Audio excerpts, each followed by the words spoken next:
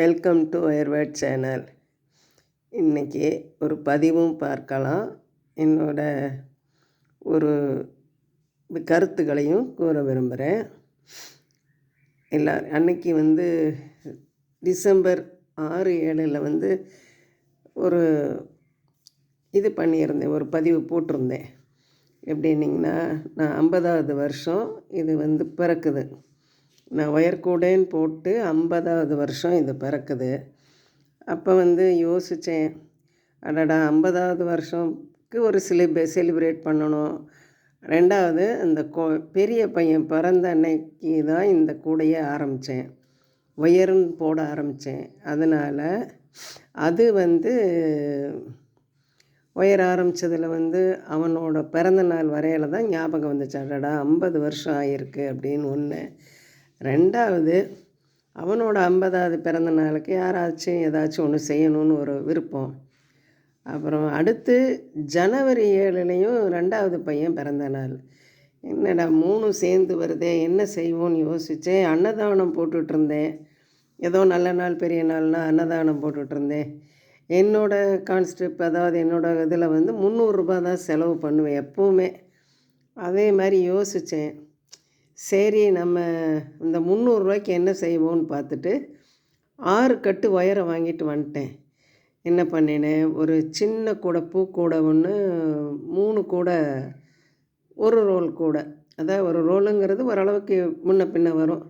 மொத்தம் 4 கூடை ஒரே மாதிரி போட்டு, ஒரு பெரியவங்களுக்கு ஒரு 60 வயசுக்காரவங்க சர்ச்சுக்கு வந்தால் தூக்கிட்டு வரட்டும் அப்படின்னு 3 கூடை, ஒரு அம்மாவுக்கு பூக்கூடை 4 ஆச்சுங்களா. ஒன்று சர்ச்சில் காய் வாங்க, அந்த மாதிரி அவங்க யூஸ் பண்ணிக்க 2 கட்டு கொஞ்சம் பெரிய கூடை. இன்னும் ஒரே ஒரு கூடைக்கு ஒயர் இருக்குது, அது போடணுங்க. அப்புறம் யோசித்தேன், இதை சின்ன பையன் பிறந்த நாள் அன்னைக்கு உங்களுக்கு கொண்டு வந்து தர்றேங்கம்மா, அன்றைக்கி யார்கிட்டாச்சும் கூட அனுப்பிச்சி விட்டுறேன், எப்படியோ ஒன்று உங்களுக்கு கூடை வந்துடும். இப்போ இந்த கூடையை நீங்கள் எல்லாம் வச்சுக்கோங்கன்னு கொடுத்தேன். அவங்க என்ன பண்ணிட்டாங்க, பொதுவாக ஜெபம் பண்ணாங்க அவங்களோட முறைப்படி. இப்போ இன்னும் ஒன்று கொடுக்கணுமேனு யோசித்தேன். இன்றைக்கி அதை கொடுத்துர்லாம் அப்படிங்கல. இந்த கிராஸ் ஏன் போட்டேன்னு கேட்டிங்கன்னா, எல்லாம் முடிச்சுட்டு இந்த மீதி ஒயர் பூரா அவ்வளவுதாங்க. 5-6 கட்டு வாங்கினதில் நான் வச்சுருந்தது எல்லாம் சேர்த்தையில் கலர் ஒரு மாதிரியாக எல்லாம் இருக்கும், கலந்துருக்கும். அப்படிங்கல இதை பாருங்கள், இதை நேராக போட்டிங்கன்னா என்ன பண்ணணும்னு நம்மளாலே முடியாது. இப்படி யோசித்தேன். நேராக போட்ட ஒரு கட்டு வேணும், அதுக்கே திருப்பி கரூர் வாங்கணும். நான் இருக்கிற இடம் அந்த மாதிரி தோதான இடம் கிடையாதுங்க. யோசித்தேன், படக்குன்னு இதையே போட்டுருவோம் அப்படின்னு சொல்லி என்ன பண்ணிட்டேங்க, கிராஸ் பூ போட்டேன். கிராஸு நீங்கள் எப்படி போட்டிங்கனாலும் அது எடுக்கும். இங்கே பாருங்கள், கிராஸில் இந்த பக்கம் 3ங்க, இந்த பக்கம் 3, 6, 10, 14, 18, 20, 22, 22 பூ, 44 ஒயர் வெட்டிட்டேங்க. சரியா போச்சுங்களா. நான் அதோட கூடையே முடிஞ்சிருச்சுங்க, இதிலே முடிஞ்சிருச்சு.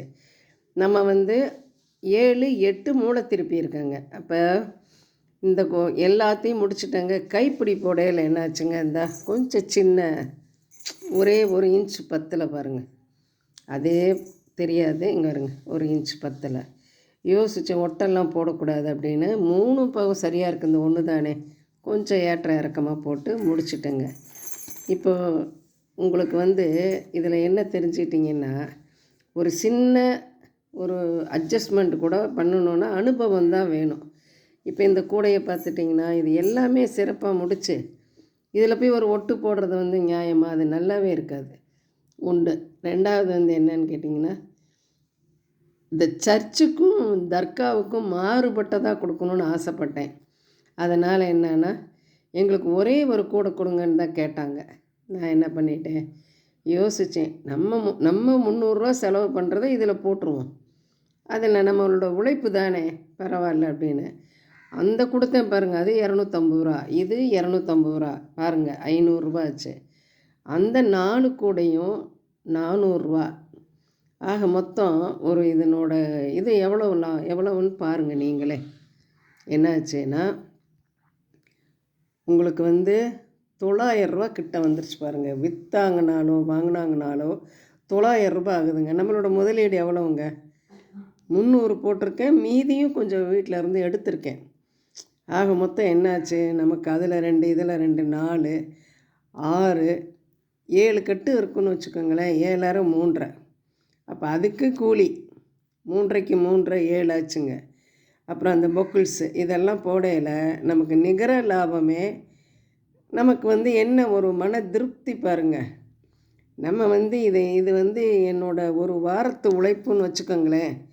ஒரு வாரம் உழைச்சானா எனக்கு தேவையானது இது கிடைக்கும். ஆனால் நான் என்ன செஞ்சேன், நம்ம எதை செஞ்சாலும் ஒன்று தானே. இந்த உழைப்பை செஞ்சு ஒரு 5 பேர் 6 பேர் பொழைச்சிக்குவாங்களே. அவங்க நம்ம மனசு தான் சொல்லிக்கிட்டு அவங்க கேட்டாங்க, ஒருத்தர் தான் கேட்டாங்க, நான் கொடுத்துட்டேன். இப்போ 4 6 கூட 5 கூட முடிச்சிட்டேனுங்களா. இப்போ இது 1 6.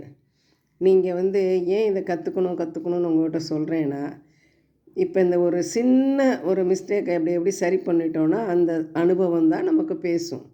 இப்போ இந்த கலரை தனியாக நீங்கள் கூட போட்டிங்கன்னா இன்னும் 2 கட்டு வேணும். அப்போ அதுக்கு டைமு வேஸ்ட்டு எல்லாம் முடிஞ்சிடும். இது இப்படி பண்ணினேன்னு வச்சுக்கோங்க. உங்களுக்கு இந்த திறமை வரணுன்னா நம்ம இதை போட்டுகிட்டே இருக்கணும். நீங்கள் வீட்டில் எவ்வளோ வேலை செஞ்சிங்கனாலும் 1 ஹவர் 1 மணி நேரம் ஒதுக்குனிங்கன்னா நீங்கள் இந்த கூடையை சாதாரண ஒரு கூடை ஒரு 24 வருஷம் ஒரு கூடையோட மினிமம் நீங்கள் 2 கட்டு இன்றைக்கி அதனோட விலை 300 விற்கிது.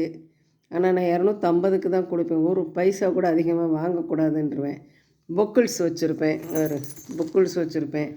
இந்த பொக்கிள்ஸ் வச்சு கொடுத்துட்டேன்னா உங்களுக்கு கரெக்டாக 250 அழகாக பெரிய கூடைங்க. அதெல்லாம் பார்த்திங்கன்னா நல்லா இருக்கும். இது கிராஸ்னால் கொஞ்சம் சிறுசாயிரும். ஆனாலும் இது ஒரு கண்ணுக்கு அழகாக இருக்கும்னு வச்சுக்கோங்களேன். ஷாப்பிங் போகலாம், ஏதோ ஒன்று பண்ணிக்கலாம். இப்போ உங்களோட உழைப்பு வாரம் ஒரே ஒரு கூடை போடுங்க. உங்கள் வீட்டுக்கு நீங்கள் போட்டுக்கோங்க, வேறு யாருக்கும் செய்ய வேண்டாம். உங்கள் வீட்டுக்கு போட்டுக்கோங்க. இப்போ நான் கொடுத்த மாதிரி கிஃப்ட்டு உங்களால் முடிஞ்ச சின்ன சின்ன கூடையை போட்டு ஒரு கோயிலுக்கு போங்க. ஒரு வயசானவங்க வருவாங்க, அவங்களுக்கு ஒரு கிஃப்ட்டு கொடுத்துருங்க. சாப்பிட்ற பொருள் கூட சாப்பிட்டா தீர்ந்து போயிருந்து வச்சுருந்தாங்கன்னா அவங்களுக்கு தேவையான நாள் வரைக்கும் வச்சுருப்பாங்க. ஒரு காலகட்டத்துக்கு வரைக்கும் உழைக்கும். இப்படியும் நம்ம செய்யலாம். இன்னும் கிஃப்ட் பாக்ஸு என்னென்ன உங்களுக்கு பிரியமாக கொடுக்கலாம். எங்கள் சேனலில் பாருங்கள், நிறையா செஞ்சுருக்கோம்.